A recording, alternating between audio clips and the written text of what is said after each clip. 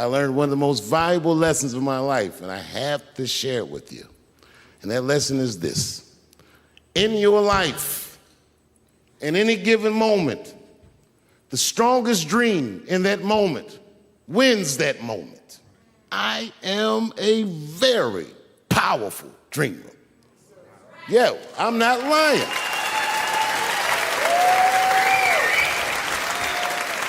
I dreamed tonight, this very night, as a 14-year-old boy, and I am living it as a 50-year-old man.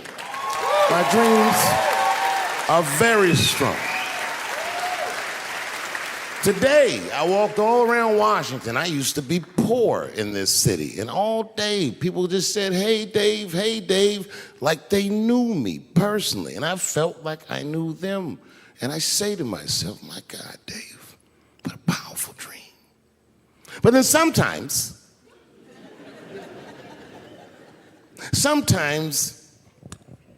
I feel regular.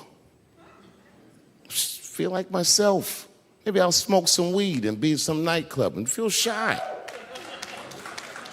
But I'll look across the nightclub and I'll see some guy that no one's ever heard of. But this nigga worked all week and got bottle service.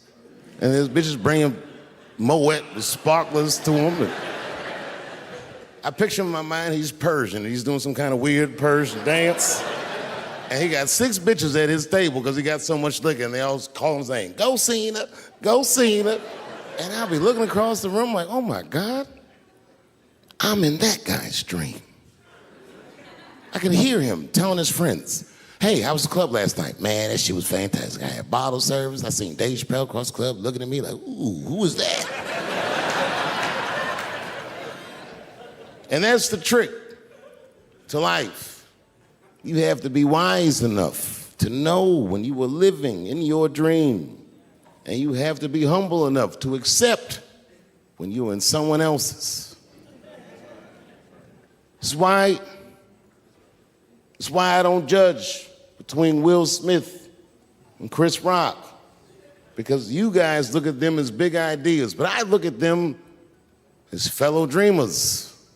I can't judge between them because I see myself in both of them. I am Will Smith. I am the man that cannot take it anymore and will slap the shit out of the next person that says a crossword to me or somebody that I love. And I am Chris Rock. I am the man that can get slapped in front of the whole world and keep my composure so I don't fuck anything. When I see a fellow dreamer, I give them my utmost respect. Even if I don't understand what their dream is. I know a dreamer when I see one. And I've met many powerful dreamers in my life. None more powerful than a man who calls himself Little Nas X. I met this nigga at a party. I had no idea who he was. But the minute he walked in that party, I knew I was in his dream. Everybody in the party was another dreamer. Everyone was famous, but when that nigga walked in, he was dressed like C-3PO. He was shining.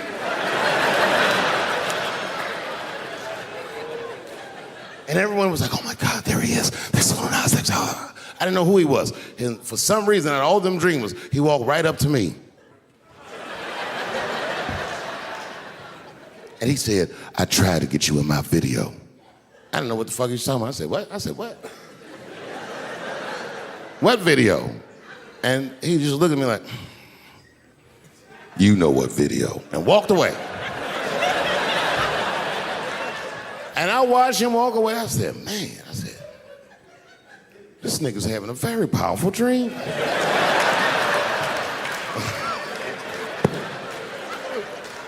You know what it reminded me of? It reminded me of when we was in grade school. Remember in grade school, the teacher would ask everybody what they want to be? Timmy, what do you want to be when you grow up? And Timmy acted like he had an idea. He'd stand up, he'd say, I want to be a fireman. And the teacher would say, Timmy, that is a beautiful dream. But Timmy didn't mean it.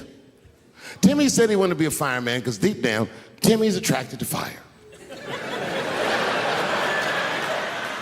And by the time he's 14 years old, this nigga's a full-blown pyromaniac, playing with kerosene and matches like a goddamn expert. And then one night he goes downtown with his buddies, fucking around with fire, and burns a warehouse down. And he doesn't know it, but there's 13 migrant workers from El Salvador, and they're in that motherfucker. They get trapped, and then they die in the fire.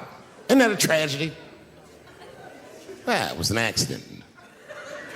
He's only 14 years old, but he's black. So they try him as an adult. And Timmy ends up spending the rest of his life in jail. Dream deferred. Burp, burp.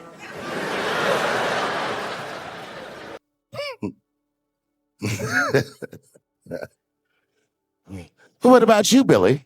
Billy, what do you understand? He says, I will be president of the United States.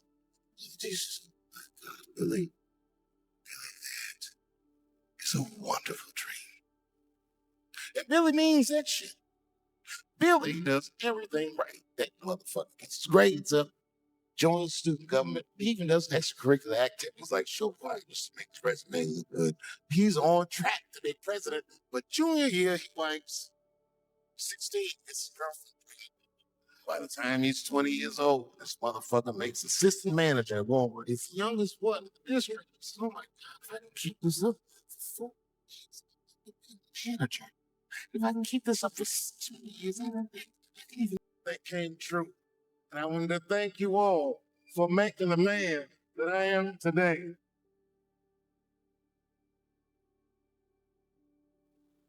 Yes, I am living a very powerful dream. Every time I come to this city and I stand in front of you, I realize, my God, man, this is not my dream. Before I did Kill Him Softly, when I was 22, HBO gave me the biggest opportunity of my life at that time. They have hours special. This shit was special. It was like generic. It didn't even have a title. It was stationary. And I shot it in San Francisco at a place called Broadway Studios, which is on the second floor of a building. And beneath Broadway Studios is a nightclub. And the special was only supposed to be 30 minutes. And I got ready, I practiced, I did all the shit I was supposed to do. And the night that I taped, 20 minutes into my 30-minute set, I'll never forget this, music started blasting from the nightclub underneath. Yeah, real loud, and it fucked my whole show up. And I was a young man. I really believed in what I was doing, and I thought that my dream would be killed. When I got off stage, I ran down steps to the alley behind Broadway Studios, where the patrol trucks are parked, and I kicked that motherfucking door open, and I started yelling at all the producers. I was nobody, but the guy that believed in me. I said, man, yeah, well, that fucking youth, what the fuck were you saying? And there was a guy who was a big time police. I said, well, he stood up. He said, hey, kid, sit the fuck down. He said, we didn't ruin anything. He said, we made a deal for that nightclub and I played music, and they didn't honor the deal. I said, who didn't honor the deal? He's 22 guys. I'll never forget it. Old white man sitting in the Four Tours, you know what I'm saying? He said, that guy right there. And I didn't waste no time or ask no question. I went to that Four Tours, and I beat on that window, and I said, open the door, motherfucker, I want to talk to you. And that old man looked at me for 1 second, and wisely, the old fucker, and left me in the alley cussing at anybody who would listen. And 2 minutes later, literally 120 seconds later, 2 minutes later, the doors were kicked me out that night on the Broadway Studios. And that old man was standing there, that same old man with reinforcements. He had 2 big goons, and he looked at me and he's calling to. He said, you, come here. Let me go. I didn't know anything about the streets at this age. And I found out later in my life that these men were Russian mobsters. And I don't know what you guys know about the Russian mob, but these are the niggas that killed Denzel and Frank.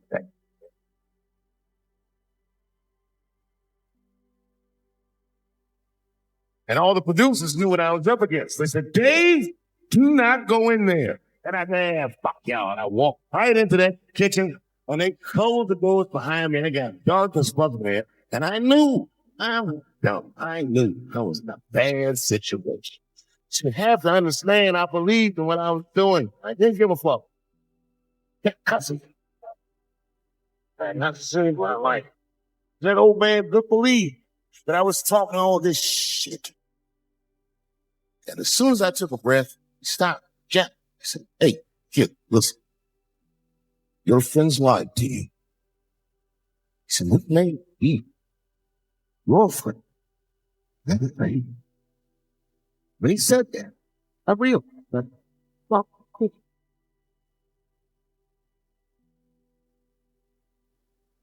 I realized he was telling the truth, which would make me wrong. And the very moment that I realized I was wrong, you see, funny thing if you believe you're absolutely right. You're drunk off feeling of how right you are. Like they can get so rude.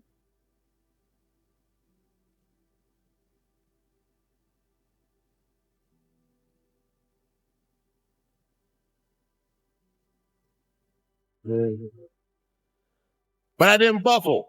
You guys would have been very proud of it. I was scared, but I didn't buckle. I said, well, then, sir, I don't know. I believe that no matter what we let you get on my life. And that old damn living me sympathies. Walk over me. Gently listening. Check out the and last name, same thing. I was sitting there looking at your hand on my.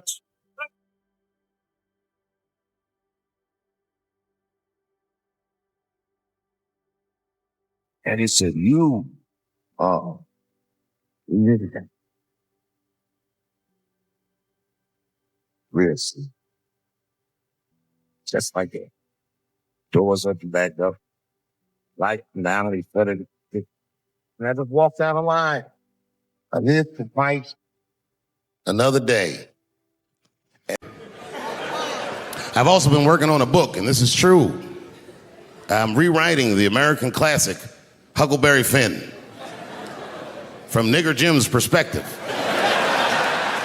It's called The Adventures of Nigger Jim. That's how the book starts. Huckleberry Finn walks up to him and goes, so you're Nigger Jim. And he's like, yo, I just said Jim. What's your name, little buddy? Huckleberry Finn's my name. What? Huckleberry? That's your real name?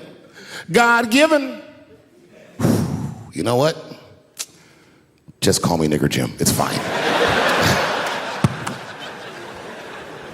I don't care if you are black or white or whatever. If you ever meet a white person named Huckleberry, he has less money than you. That is the white, trashiest name I've ever heard in my fucking life. If you have a name like Huckleberry, you're doomed to fail. If I was in court and my lawyer came up and was like, I am your attorney, Huckleberry Finn, I'd be like, uh-oh, I'm going to jail. God forbid I ever go to jail. But if I do, I hope it's in California. Because as soon as the judge sentenced me, I'll be like, Your Honor, before you sentence me, I just want the court to know I identify as a woman. Send me to women's jail. And as soon as I get in there, you know what I'm gonna be doing? Give me a fruit cocktail, bitch, before I knock your motherfucking teeth out. I'm a girl just like you, bitch. Come over here and suck this girl dick I got. Don't make me explain myself. I'm a girl.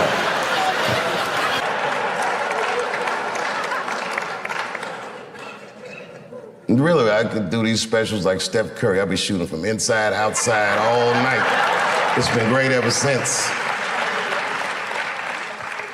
A lot of my friends are athletes, and I never could understand what it would feel like to only have a limited amount of time to be great. You got 20 years to be the best, or 30 years to be the best. But when you do art, you could be great whenever the will decides that you're great. I feel very lucky for that. And I never forgot this school. I've always come back and checked in. One of my favorite honors was doing the commencement at Ellington. I can't even remember what year it is. I just remember they cheered for me when I came out. I wasn't a big star, but I was their star. And I felt like I was home.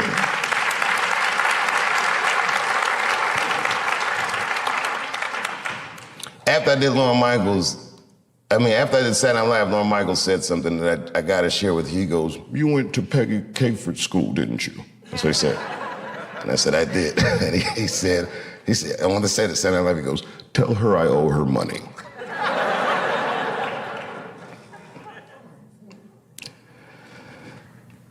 You know, I never asked to have this theater named after me. Peggy asked me. She was ailing, and I went to her house to visit her.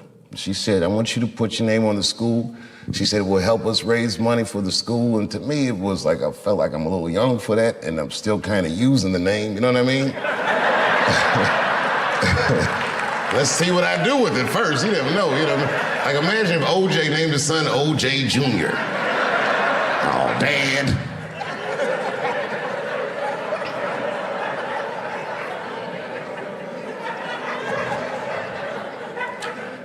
And around then, I was receiving the Mark Twain Prize, huge honor. And the next day, all the artists that came to honor me, the Bradley Coopers and Chris Tuckers and all these great people, came to Ellington, and they taught master classes for the students. And Peggy Cooper Cafritz, as sick as she was, got out of her bed so she could be with her babies. She never left us. So I did it. Say, you know, whatever you want to do, however I can help, I'll do it.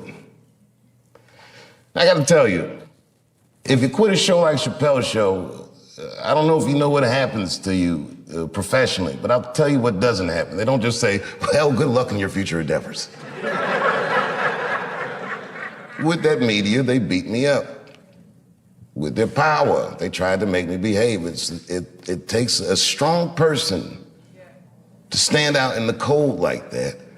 And I swear to God, so much of the strength I got to do that, the inner warmth I got to do that, I learned in this school and from my friends who helped raise me.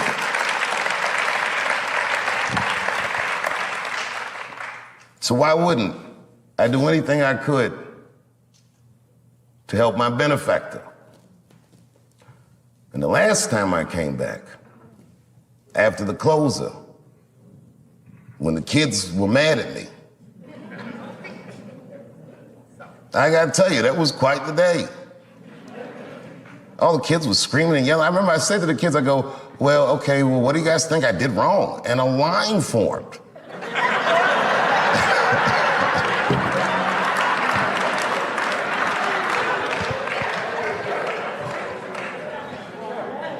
These kids said everything about gender and this and that and the other, but they didn't say anything about art. And this is my biggest gripe with this whole controversy with the closer, that you cannot report on an artist's work and remove artistic nuance from his words.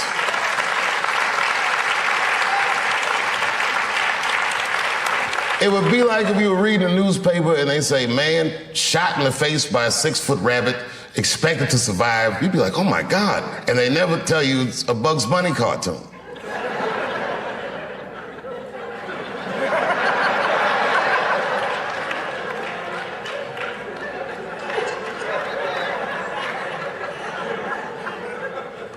I took a lot of cold shots in show business. And I gotta tell you, as the years go on, you feel the shots less and less. It's just the business, is what you say. But that one, that day, boy, that day they hurt me. When I heard those talking points coming out of these children's faces, that really, sincerely hurt me. Because I know those kids didn't come up with those words. I've heard those words before.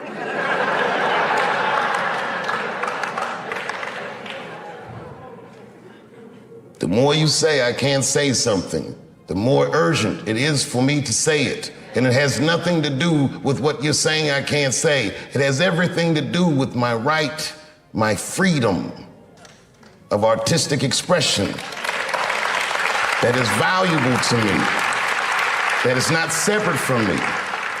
It's worth protecting for me, and it's worth protecting for everyone else who endeavors in our noble, noble professions. And these kids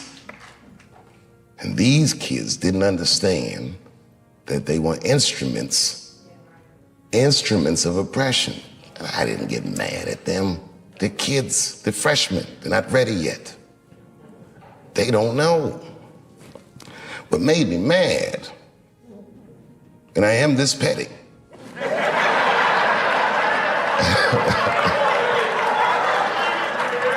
I ain't saying names. One of the kids' mother went on Fox News. And she used to be a student here.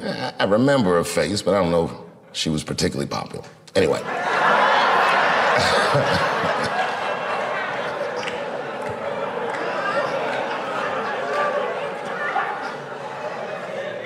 She was in the literary media arts department. She said a lot of things that I didn't like, a lot of things, but, you know, that's her right. Things she said that got to me. She said, at Duke Ellington, that theater was a sanctuary for students. I used to sit there and meditate. Well, of course you'd meditate. You were a literary media arts student. We didn't meditate in here, we got to work. But okay, fine. I would sit in there and meditate, she said.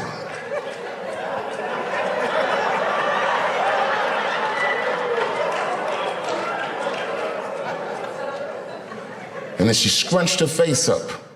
She's a beautiful woman, but her face looked hideous the way she scrunched it up. And she said, and just to imagine his name on that theater. How could you do that to those kids?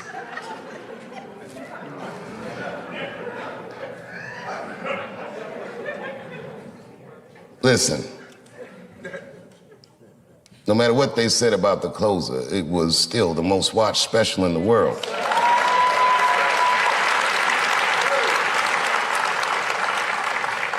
And I am still of the mind, and I say this with all humility, it is a masterpiece. And I challenge all my peers to make its equal. They cannot. I am sure.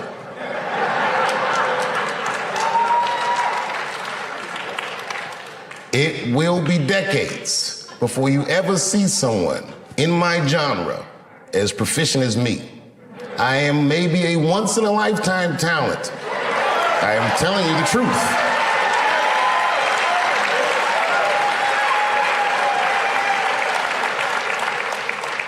About 3 weeks ago, I saw in the newspaper that a man that was dressed in women's clothing threw a pie at the Mona Lisa and tried to deface it. And it made me laugh because I'm like, it's like the closer.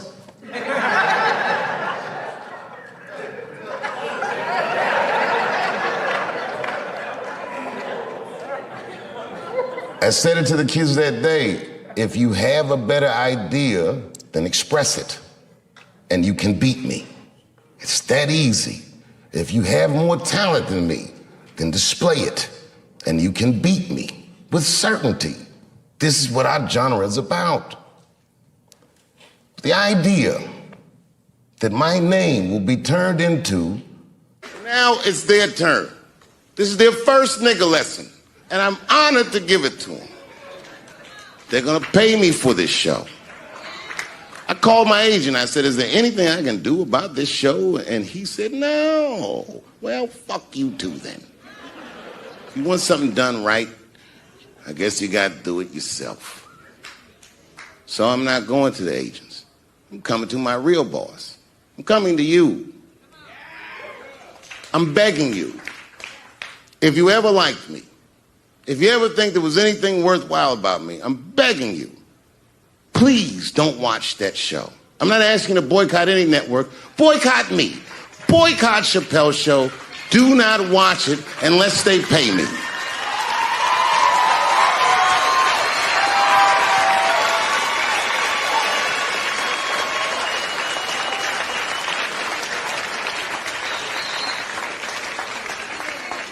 If you're a shareholder at Viacom, then I'm talking to you. Because all that shit that they do to us, well, they do everything for their shareholders. That's what they told me. So if you're a shareholder in that company, tell them it's wrong. And if you don't believe that it's wrong, then fuck you too. You should know what's in the hot dogs you eat. Now, there's probably a bunch of people at Comedy Central and Viacom and all these places that have no idea what I'm talking about. They've all either quit or been fired or got Me Too'd or something. Them niggas is gone. And there's a whole bunch of new young people there, and they're probably looking like, what is he talking about? They may not actually know what the fuck happened to me. So I'll tell you what I'm talking about. Go downstairs to your accounting department, open the books, see what that show made, and look at what you paid me. That's exactly what I'm talking about. You're going to pay me. I am inviting you to come with me and work with me. And let's fight against that terrible, terrible feeling that you made me feel together. We can fight together and work this thing with Chappelle's show out. Or I can just take it. Thank you.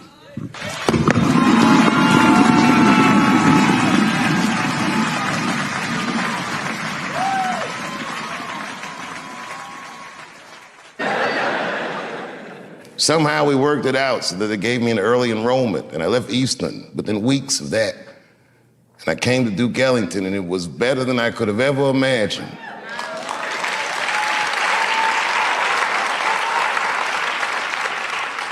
I didn't have the suspicion that most new kids get. I was an oddity, a new toy. I was quirky. I wasn't a snappy dresser. I didn't really know what the fuck was going on because the crack epidemic itself was new to me, and they were all refugees from their neighborhood schools.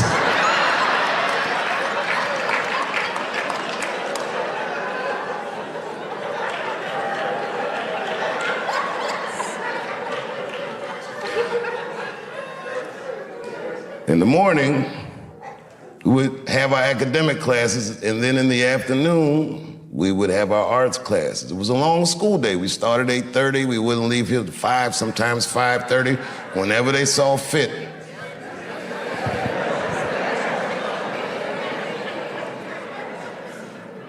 It's funny walking in here tonight because I saw the pride flags up, and I remember when I came here all those years ago, it's the first time I'd ever met a kid who was just like gay and was never strange to us. Their sexuality or their gender identity was the least remarkable thing about a person that could dance as well as Roger Bellamy or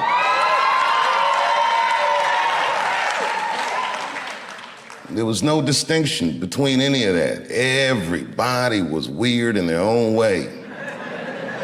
And in a very strange way, because we spent so much time with one another, we helped raise one another.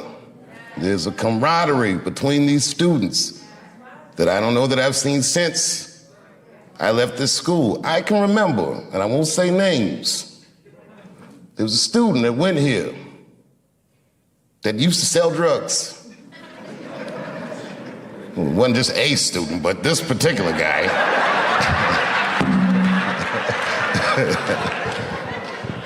This particular guy did the cardinal no-no on the streets. He did what they call not making your roll, which meant that he got some drugs on consignment and he didn't pay whoever gave him the drugs back. And whoever gave him those drugs had declared, I'm gonna come to that school and I'm gonna kill you, he said.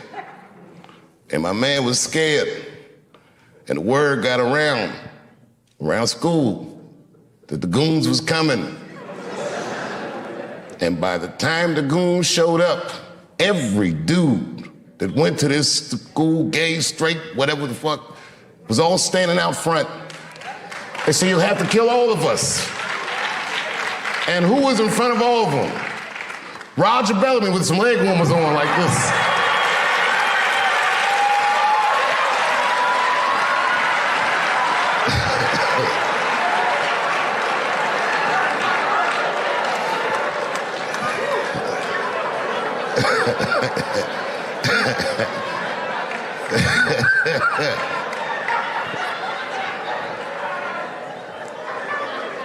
Yep. Yeah, the handicaps are the new people I punch down on. To be honest with you, I've been trying to repair my relationship with the transgender community because I don't want them to think that I don't like them. And you know how I've been repairing it? I wrote a play. I did, because I know that gays love plays. It's a very sad play, but it's moving. It's about a black transgender woman whose pronoun is sadly nigger.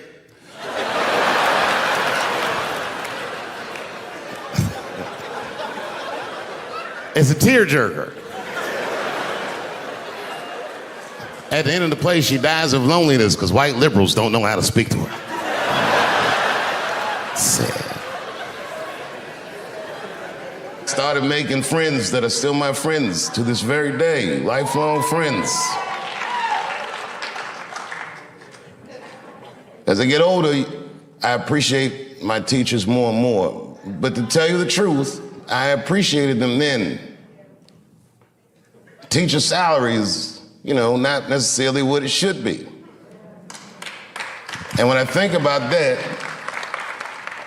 juxtaposed to the dedication that the teachers, the time they would spend to me, the way they would notice, are you okay? Is everything all right? You look sad today. Any little thing, like a family member would. And they fostered an environment of almost absolute trust, like your parents.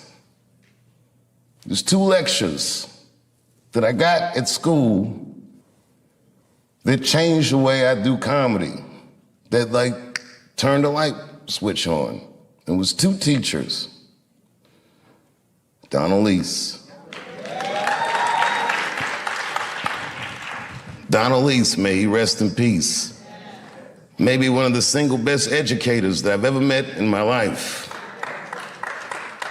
He had a demeanor about himself that demanded excellence from his students. He would tell us incredible stories that I didn't believe. He claimed in one class, the song Killing Them Softly was about him. I was like, nah, nigga, not you. He told me he knew Donny Hathaway and Roberta Flack and all these people, these DC legends. He's a humble man, but he really demanded excellence. And he gave us a lecture once on a concept called polarization.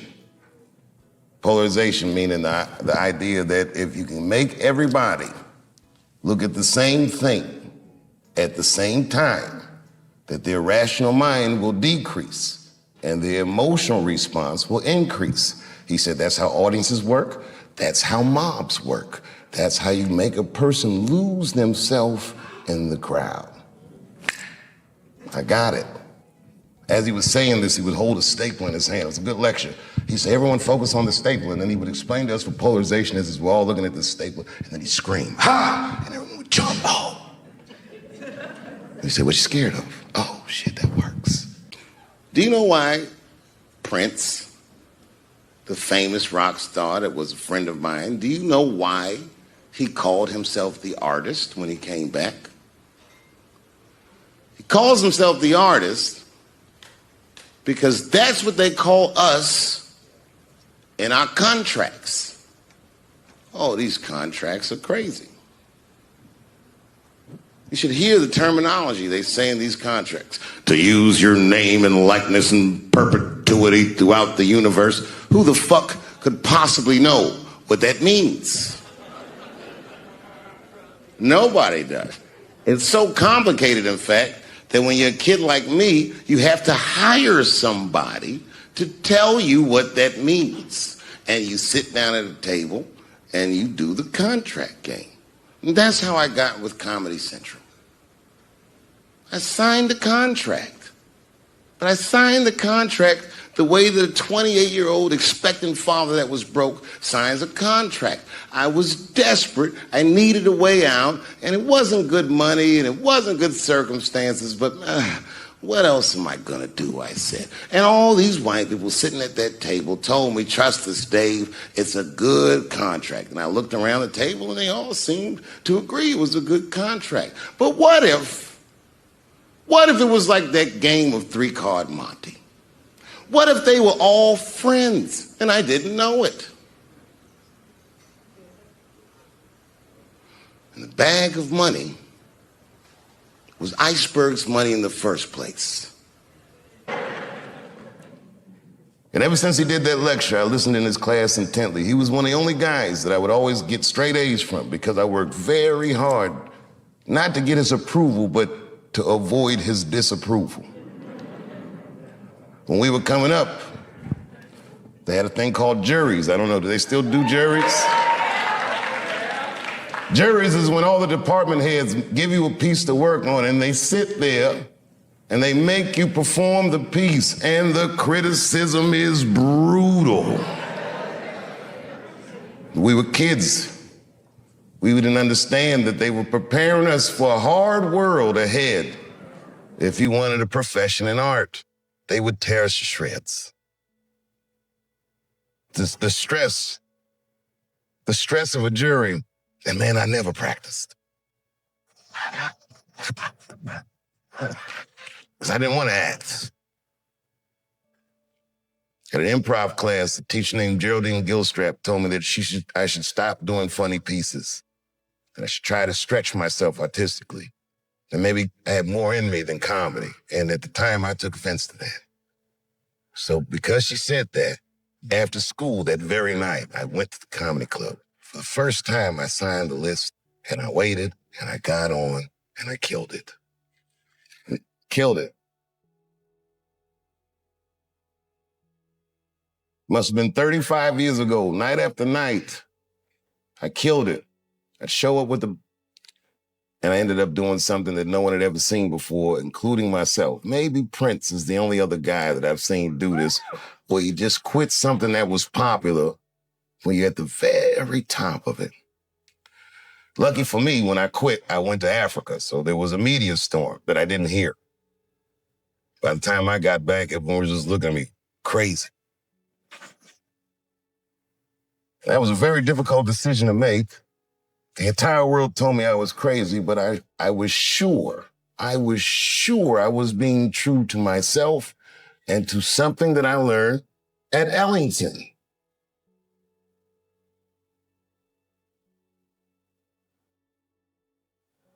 I'm one of those comedians that thought of himself as an artist. I was enamored by what the genre could do. It was like the pictures that I could paint with words and the way I could engage with audiences. I understood as it was happening. I was very lucky to be able to do this. And I protected that. And I knew that if I took the money, they would expect me to behave differently. And I wasn't willing to accept that. So I quit. And when I quit, it was a very difficult time in my life that I'll spare you the details, but man, fuck show business. It was tough. And then one day I was in Panama City, Panama, and I was at a hotel, and I looked at the lobby. There was a painting of Abraham Lincoln. And then I would look closer. It wasn't a painting. It was all pennies, just pennies on a black canvas arranged into the face of Abraham Lincoln. And I asked the guy, I said, how much is that painting worth? He said, $600,000, sir. And I looked at the pennies that made up the painting, and I was like, that's like $300 worth of pennies.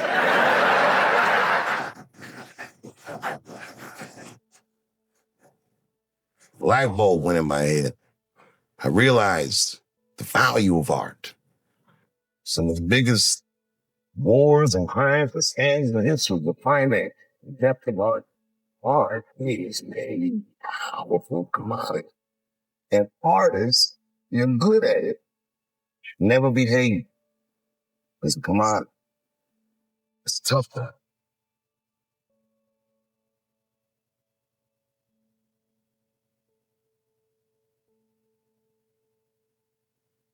And then I gave up. I said, oh, that's all they is. And I accepted the fact. Where I thought I was going to have is over. But I started to rediscover just my heart for its own sake. I go to comedy clubs, and I work for way less money than I ever had, and I enjoy it more than any of the work I ever did. Probably the best work I'll ever do. So honest. It was so sincere. There was no media, there was no studio, there was no studio. Just me and the crowd. And I did it night after night, slowly but surely the crowd got bigger and bigger. And suddenly people started to notice. Also, I would say, Dave Chappelle has a tour of the year. Take a thing. The year after that. Then the year after that. And then, Lauren Mike asked me to use that in that line. And it wasn't just like he asked me. He's caught me. I didn't even know it. Gave me the whole long speech. And I read some book about Long Night with Start Saturday Night Live. And I read the speech that he gave Richard Pryor when he wanted him to host the show. And I said, holy shit, that's the same shit he said to me. And I did it. There was an enormous amount of pressure. It's been 12 years since I've been on television. Since I even talked to the media. And I remember I signed my Netflix contract on my way to my mark for the monologue. If you do live television, it count down every second, 30 seconds. Pretty sure you feel like it's just 22 seconds. Oh, then you better not be tricking me.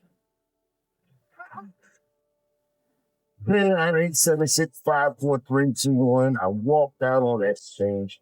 It was natural. It was nothing. It was easy work. Got an Emmy for that one too.